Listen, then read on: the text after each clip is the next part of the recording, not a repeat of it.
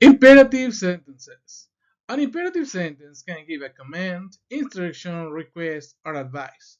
The subject is usually implied, you, and doesn't need to be stated. Examples. Command. Get out of my way. Get out of my way. Number 2. Request. Please pass the salt. Please pass the salt. Number 3. Instruction. Make a right turn at the next street. Make a right turn at the next street. Example number 4. Advice. Be careful. Be careful. That's all what I can show you today about imperative sentences. Create your own examples and watch next video.